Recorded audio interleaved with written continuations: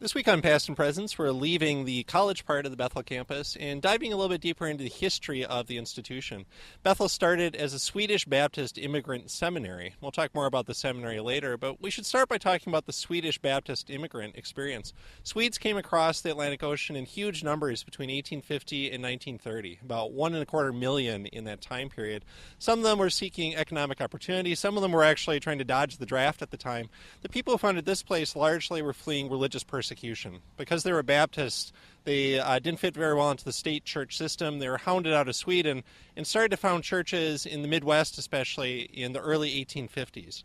So Minnesota is one of the early centers of what became the Baptist General Conference. And this, behind me, is the oldest extant church from the Swedish Baptists of Minnesota. This is what's called Scandia Chapel. It was originally set up in 1857 near Lake Waconia, Minnesota. Originally, the congregation simply met on Andrew Peterson's farm, and then they gradually built this building. So it started as just kind of a log structure, then they added the steeple and the other features.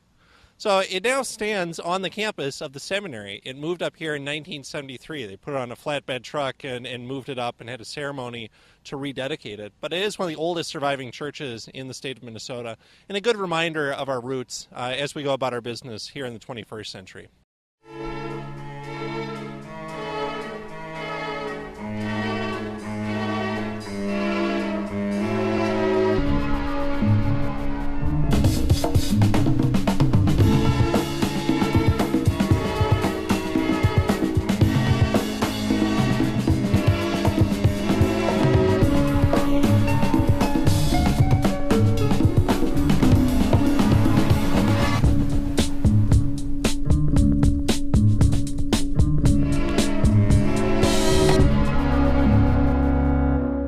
Up the hill from the college part of Bethel University's campus in Arney Hills, we're at Bethel Seminary's campus. We'll go inside later on in the episode to visit the library and go to the archives, where our own Diana Magnuson is the archivist. But this seems like a good moment to stop and talk about the history of Bethel and its very origins in 1871 in Chicago in the wake of the Great Fire. Before Bethel was a college, a junior college, an academy, it was a seminary, and a very small one. It started in 1871 under the leadership of John Alexis Edgren, a Swedish immigrant, a sailor turned Baptist pastor, and just one student actually that very first year, and it grew slowly. It had kind of a peripatetic existence. In 1884, the seminary, just the Swedish Baptist Theological Seminary, moved to St. Paul, down on, I think, 7th Street in St. Paul. It was in Nebraska for a couple of years, then moved back to Chicago, where it was part of the University of Chicago as kind of the Swedish Baptist department, and then finally moved back up to Minnesota, to the campus that we'll visit as Past and Presents continues on in a couple of weeks. So it's a good place to remember. This actually, the seminary moved to the Arden Hills campus in 1966, 5 years after they bought the land, and 6 years before the college followed suit. There just wasn't enough money, but the seminary kind of paved the way. So it's really the origins of Bethel, and certainly there's still connections between the college and seminary today. People like me who come up here to do research, or students who come back for seminary, some professors teach across the boundaries between units. Okay, let's continue with our episode for this week as we start another faculty conversation on Past and Presents. So this is part 2 of an extended conversation. Last week we talked to Diana Magnuson and AnneMarie Kooistra about secondary sources primarily. Today we get to dive into what I think really gets us excited, which is the nature of doing original research and using primary sources. At various points already in the semester, we've talked about the way that historians use evidence, and maybe that's one way that we're distinguished from other scholars who study the nature of the evidence we use, the nature of the methods to interpret that evidence and gather it. Let's start then with definitions. Again, what is a primary source as opposed to a secondary source? And then we'll talk about examples maybe of them. But in broad strokes, how do you know something is a primary source? I guess what I tell my students is that it's first, it's closest to an event, to an experience. So it's not necessarily a person, but it could be an artifact. It could be something that was, created in that time period. And it might not necessarily be it's just closest, because it might not even be a person who experienced the event, but maybe it's a person who lived in that time period, and this is the only evidence we have from that period. This person was commenting on it. So it's first, it's closest, primary. So it could be eyewitness account, but it could also just be proximity to event that makes that primary source. Period, yep. Right. I think a point of confusion sometimes I get with students is they assume primary equals best, most reliable. Well, I just want to get to the primary sources, skip the secondaries. What are some of the things to be cautious of when engaging primary sources? Well, a great primary source is a diary of a person who's living at the time that you're trying to study.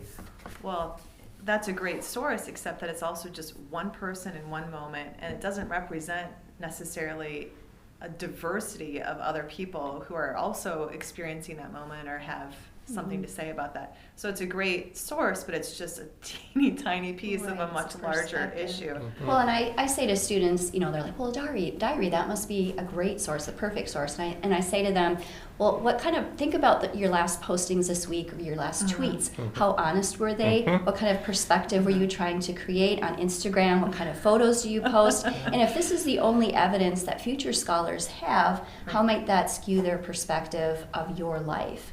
So a diarist it's their perspective, but they might be wanting to tell about events in a certain way. So there can be a kind of immediacy to some of these sources that makes you think, well, maybe they're actually revealing something about themselves. There's also a degree to which it's constructed, and you're very conscious of your image. Yeah.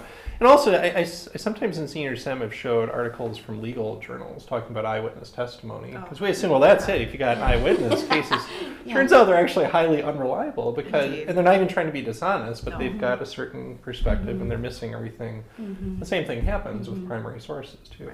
And yet we make students read them because what is valuable? Why is it so important for students not just to read another historian's interpretation of it, but actually to dive into the evidence themselves? And even in 200 level courses, we have them start engaging with those sources. Why do we do that? Well, I love primary sources, and I mean, just when you were introducing this segment, my heart starts to pound, because, to me, this is a person's life, this is their experience, this is them speaking to us out of the past, and in my classes, we read them out loud together, not necessarily in their entirety, but we read them out loud, because this is their voice, this is what is left of them and their experience, and so I think even if it is a diary or whatever it is, you want to have a variety of sources, but you want to hear from that person, their perspective. Why do they think that? Why do they have so much pain in this? Or why do they find this wrong or funny or confusing? Or, I think that's extremely helpful to hear that voice. Just to hear their vocabulary, how they, their word choice. When we read Mary Rowlandson, she's really, really difficult. And I tell my students, this is the hardest thing you will read all semester, because of her word choice, because of how she sees her world is so different from our own. But I think that's really, really valuable. And I think too, so in American Civ, sometimes I have them read depositions that were taken about the Boston Massacre. And this is one of these topics, they've heard in 5th grade history, they've heard in junior high, they've heard in high school, and then when they're reading the conflicting testimonies about actually what did happen, and they compare that to the Paul Revere engraving, that's clearly propaganda, all of a sudden they realize, oh, this was actually a lot more complicated than what I thought it was. And that's really, really fun from the teaching point of view, because then that also maybe helps them realize that things today are just as complicated and, Right, you two have talked about a couple of different kinds of primary sources. So maybe you're going to talk more about one you've already mentioned or a new one. But as you think about courses you teach, what's a favorite kind of primary source, even a specific primary source where you just kind of walk into class delighted that you're going to be working with this primary source today? I have a primary source that I used in History of Sexuality, which was it was a letter that was written from one woman who had recently gotten married to a friend, a female friend. And when you read the letter straight through, she sort of reports on, it's a fine marriage, the husband seems great. But then as you're reading through it, if you just read every other line, it's actually like a hidden message to her friend. And so it's very interesting, because then you realize, in fact, the marriage isn't fantastic. And she actually has to work really hard to communicate the truth in such a way that her husband, who probably is seeing the letter, can't see. So it's a very interesting exercise in sort of resilience, the need to communicate, the complexity again of person's life. So I really enjoy that source, because I think too it's fun because the students sort of read through it and they're, oh, okay, so it's a fine marriage, and then they're like, oh, so there's a little more to it. It's fun. Mm-hmm. So diaries, letters, depositions. Oh, and I love court transcripts. I mean, I get to read court transcripts for my research, and that's fascinating. Listening and almost seeing, people interrupting and trying to tell the story that they want to tell versus the one that the lawyers or the judge wants them to tell. I mean, I love that. So.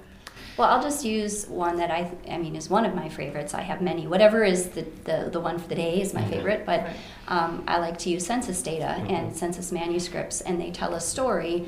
Those schedules tell a story. What questions are being asked on the schedule? What does that tell us about what were our national concerns? The questions that appear and then drop off and then reappear.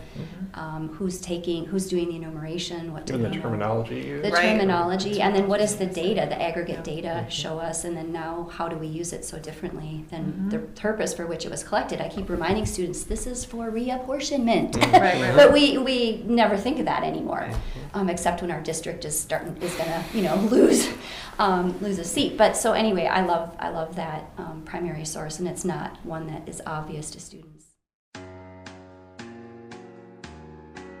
One of the things I'm most excited about in teaching the modern Middle East is the fact that in order for it to be modern, we have to really be focused on current events. That I want students to recognize that history is a living, breathing thing, that not only are they a part of it, but that it's being shaped all of the time. So particularly with the study of the Middle East, this is what's dominating current events every day. Kemal Ataturk is a fascinating figure that actually kind of serves as his story provides this broader narrative to really even understanding the struggles of creating a modern Middle East and how the Middle East interacts with the rest of a global society. At the same time, it's fascinating to look at, and we will do this, things like the Iraqi national soccer team, the Iranian national soccer team. So I think that sports is such a huge part of Middle Eastern history and part of national identity, and understanding things like religious divides, understanding gender inequity, and also places where gender boundaries really get pushed, which is a huge theme in the course. So as much as I'm excited to focus on sort of big figures, I'm also excited for us to really actually be following soccer teams and cricket teams and things like that, to sort of see how those both unite and then also divide people, but how they're representative of a lot of these other societal issues. All this mess I'm swimming in, but pain is not.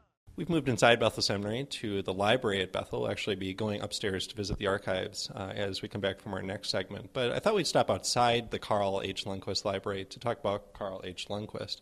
This is a portrait of Carl from near the end of his life in 1991 when he was quite ill. And it's kind of a haunting picture, very shadowy and kind of diminished, but really an important figure in the history of Bethel and the Baptist General Conference. Carl was president of Bethel from 1954 until 1982, so among other things, that straddles the move from St. Paul, from the campus we'll be visiting later in the semester, to the present campus here in Ardney Hills. So the longest-serving Bethel president, and in many ways still the most influential Bethel president. I do a lot of history of Bethel in my guise as a researcher, and a lot of it has to do with Carl Lundquist and the way that his, especially pietistic influences, shaped the culture and the philosophy of education here at Bethel. So we'll be going upstairs into the library to visit Diana Magnuson and the archives of the BGC in Bethel later on, but let's continue with past and presents. I am a Bethel graduate, 1988. I'm a 1999 Bethel grad. I'm a teacher at Minnehaha Academy. I am the pastor of worship and adult ministries here at Church of the Cross. Mutuality editor and publications coordinator. I work as an attorney in the business and corporate practice. English Language Institute, China, in China. Library director at the College of St. Scholastica. I'm a history professor at Bethel University. I was a history major. I was a Bethel history major. I was a history major. I was a history major. I was a history major. History major. I was a history major. I was a history major. My name is Brandon Raatikka. I graduated in 2003, and I was a history major. I did want to major in history. My sister was a history major at Taylor, and so I thought if she could do it, so could I. And I saw Ken Burns' Civil War documentary on PBS when I was maybe 11 years old, and I think I got a romantic view of history based on that documentary, so I've been fascinated with history ever since. It's how ideas affect society and how people have different philosophies and how those interact. And at the time, I think I was very fascinated by military history as well, sort of the tactical maneuvers of the Confederate and Union armies during the Civil War. So it was kind of fun to kind of keep score as to what each battle. So I originally went to Bethel thinking that I was going to go to grad school and get my PhD and become a history professor. But I think my junior year I decided that I wanted to keep my love of history maybe separate from my career. Plus I had just gone to Oxford and saw all of the brilliant scholars that I would be competing with for jobs. So at that point I decided that law was probably the other natural choice for studying history. The highlight of my college career was studying abroad in the University of Oxford, studying English history there for a semester. And I obviously wouldn't have pursued that had I not been a history major, been in the history program, interested in those types of things. And that to me was maybe the biggest experience I had of personal growth. It was the first time I had lived essentially outside the state. I lived in another country for 100 days and had to learn a new culture. Now, albeit England's Siberia, but it was the first time I had really traveled, and so I think it really opened up I think that I really realized what was possible with experiences in the world. I realized that I could travel a lot more, I could do a lot more, because I was able to do that. So, and it exposed me to a lot of diverse experiences as well while I was studying and forming new relationships and stuff like that. I think what history trains you for in terms of intellectual fitness, critical thinking skills, writing skills, that really dovetails well with law as well, practicing law, being able to argue your case, support it with facts, etc.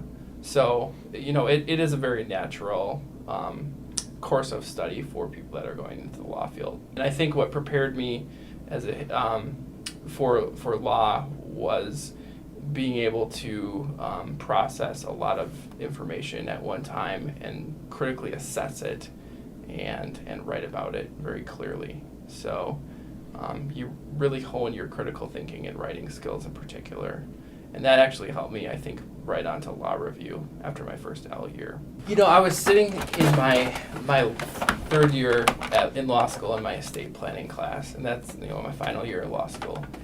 And I realized how absolutely boring that was. I had planned on being an estate planning lawyer and memorizing different provisions of the Treasury regs and Internal Revenue Code and stuff like that, and realizing that's not really what I wanted to do. But I did have an interest in commercial real estate and residential real estate. So at that point I realized that if I didn't practice law, and the job market wasn't terribly great, particularly great when I graduated, I decided that I wanted to have my career involve real estate in some capacity. And so that's what I sought out.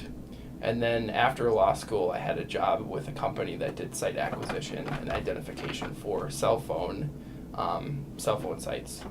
And so that, helped me at least satisfied some of my desire for being in commercial real estate. But at FactRight, it's really been increased a lot. I started out as a research analyst. I would assess the legal and the financial and the asset-specific aspects of these private securities offerings or investments. And we had 4 employees at the time, and since then we've grown to almost 20 now. And as I've moved through the company, I've taken on more and more responsibility as it relates to the operations of the company.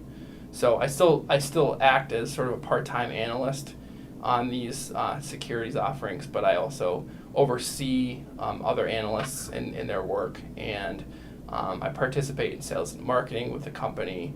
I help build out processes and procedures, which is something key as a small company, a small growing company, to be able to contribute to that. So I have a much more bigger hand in the operations of the company than I did when I started out as a research analyst. History is, part of a liberal arts education, and obviously the goal of liberal arts is to produce well-rounded individuals. And especially at a small company like mine, we have to wear so many different hats, and we have to problem solve all day long in various areas of our business. Whether we're working in the business on the actual products that we're providing to our customers, or we're working on the business helping to develop the infrastructure of the company. So I found that to be very helpful. I think history gets you to deal with and become comfortable with ambiguity, helping to recognize the significance of facts, how they fit together, and how they affect the big picture, which I think is a huge advantage in business. I think that history majors should not underestimate their skill set. There's not, other than teaching and maybe law, there's not a very apparent job career track for history majors. And I think that can be intimidating, especially for history majors that want to go into the private sector. But history majors, like I said, they have practice with writing, which is something that can distinguish you in the business world. They have good experience with dealing with things that aren't black and white, being able to argue a position, being able to critically assess and problem solve. I think that history majors don't get enough credit for how creative they can be as well.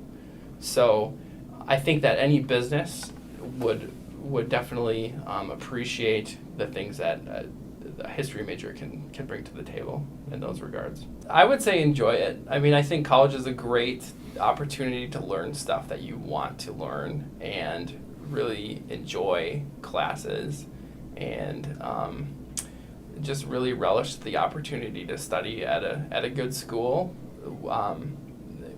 with stuff that you're interested in. I was in Oxford in the United Kingdom at Oxford University.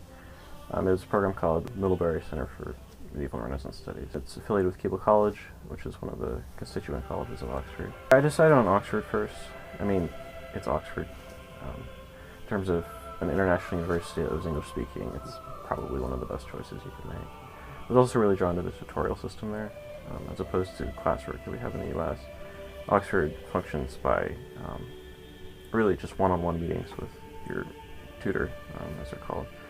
Once a week, you write an essay and you meet with them. That was very attractive to me because it was more independent and it allowed for more research. Once I decided on Oxford, I started looking at the programs that were either affiliated with Bethel's study abroad office or had affiliations in the past, which was actually the case with the one I ended up choosing. One of my favorite memories is when my tutor invited all of her students over to her house. She's a German woman who's been living in England since, I think, 1983. She's married to a professor of Anglo-Saxon history who works at Worcester College. The two of them are fantastic people. Their house, between the two of them, has 16,000 books in it. Books everywhere. I mean, the bathroom has, a floor-to-ceiling bookshelf. So we had Christmas at her house. She baked a lot of different kinds of cookies and cakes and had all sorts of food. And we sat in the living room, and there was a fire going, and it was all very Englishy and lots of, as she called it, Christmas kitsch up. It was very fun. We've moved upstairs in the seminary library, and we're now at the History Center archives of the Baptist General Conference in Bethel University in the reading room, I guess, with our archivist, Diana Magnuson. You've actually met Diana already in class, and some of you might have class with her, but she doubles as the director of archives here. Diana, just first, what's the mission of the History Center? Well, our purpose here is to be a repository of materials of Bethel University and the Baptist General Conference, which is now known as Converge Worldwide. We want to steward these items to make them available for researchers, for students, for our Bethel community. But we're also a dynamic history center. We offer teaching and workshops, and we visit other places to do our work as well. We do on-site work, and we also have a Friends of the History Center, which raises funds and provides educational opportunities for people. I can let you be a little modest here. Can you tell us what this award is and why you think you received it, at least? Okay, well, this is the Baptist History and Heritage Society. It's an award from the Association of Librarians and Archivists of actually Southern Baptists, the Davis C. Woolley Award, and we received it, I think, because of our work primarily with engaging students to do archival work. And in my written proposal for the award, I talked about the kinds of stewarding that we do, but also training students to do that dynamic work of archival curation, and I think they were impressed by that, impressed that not only are our students doing things here in the archive, but also working with Bethel's digital librarian, Kent Gerber. So I think that's why we got the award, because that's unique among our archival repositories, having students do that work with you. And if students are interested, maybe in working in the archives, they should get in touch with you, right. probably. Well, absolutely. If you're a student who has an interest in archival research, or even if you're not sure what that might be, I would be happy to talk to you about that and give you a tour and give you an opportunity to come and see some of the work that we do. Okay, we'll be right back to hear more about the archives and maybe dive into the stacks a little bit, but let's continue with past and presents. For the last segment here of our extended conversation about evidence, I thought it would be fun just to talk about doing research. I don't know if this is something that students in this class are just thrilled, they're chomping at the bit to get into an archive, or they're just dreading this and it's intimidating. But maybe just like almost autobiographically, what like a favorite research experience? Like what's your favorite archive to visit? Your favorite set of sources to dive into? And what does it feel like to do that kind of primary source research that historians love to celebrate? I feel like Diana should start, because my stuff's in LA, which is a little different. I mean, I would say, just from my limited experience working in archives in Minnesota, the people here are so nice and welcoming. So even though it is kind of intimidating, like it's way less intimidating to do it in Minnesota versus very busy California.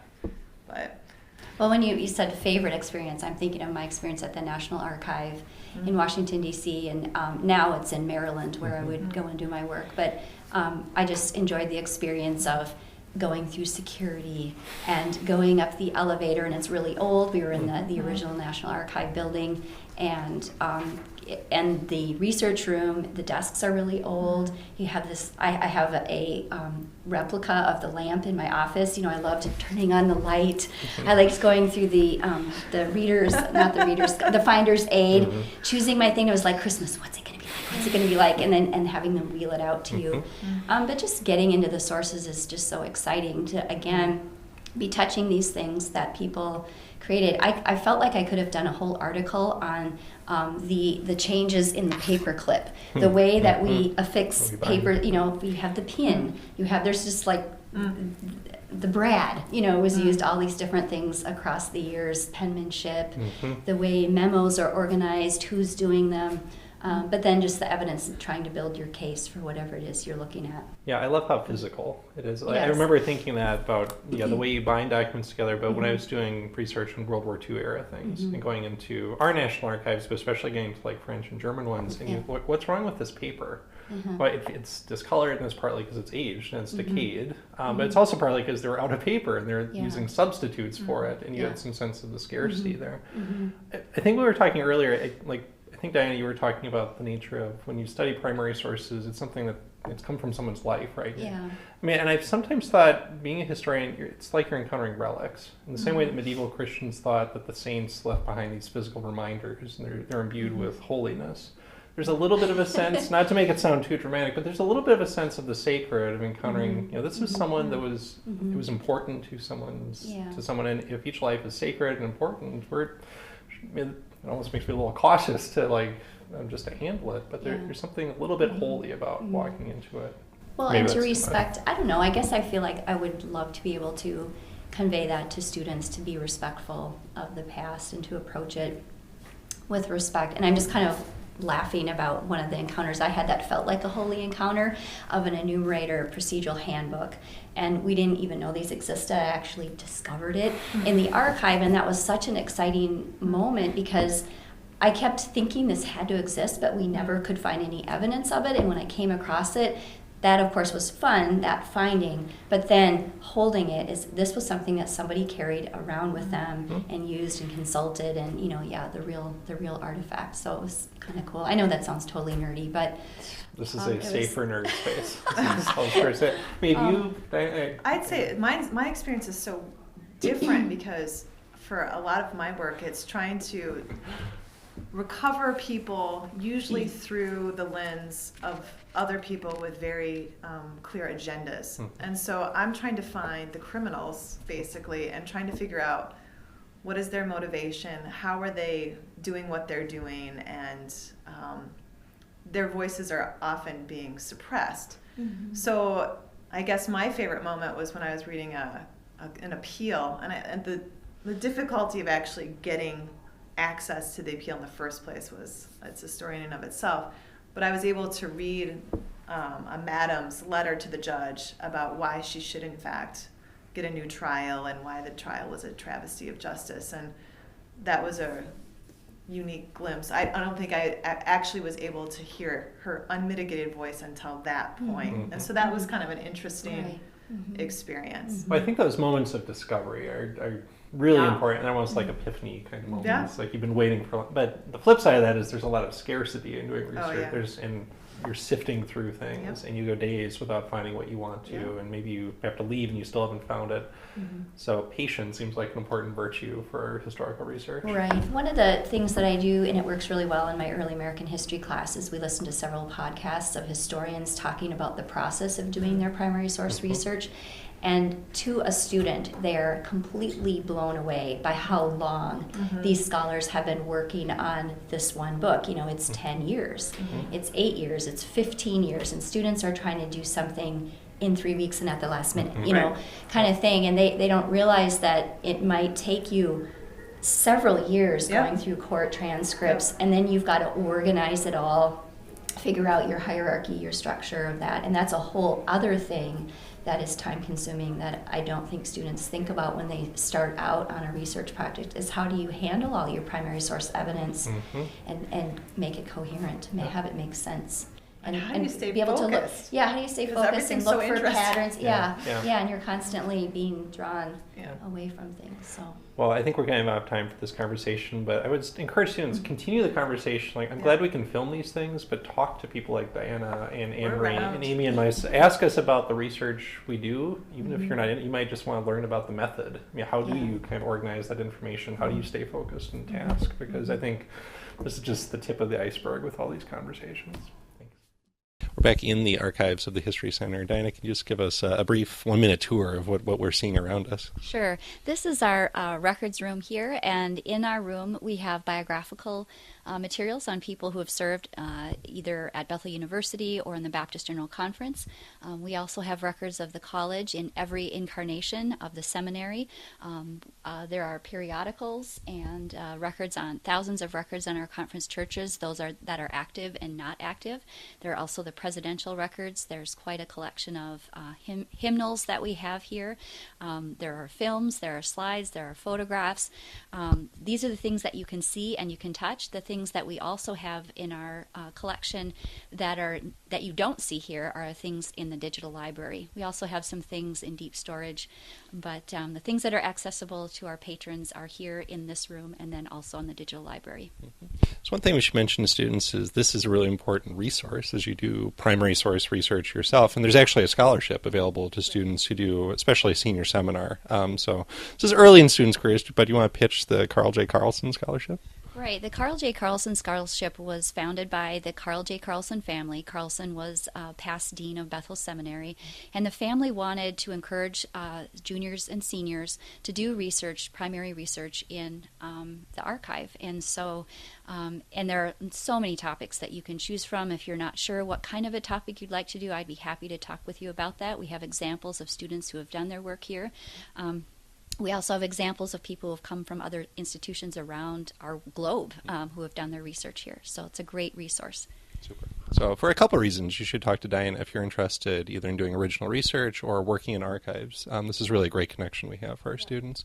We're to the end of our episode of Past and Presents. We'll be back next week with another episode that'll take us off campus. But for now, students, we'll see you Monday night. Everyone else watching, thanks for watching. back, baby, back in time.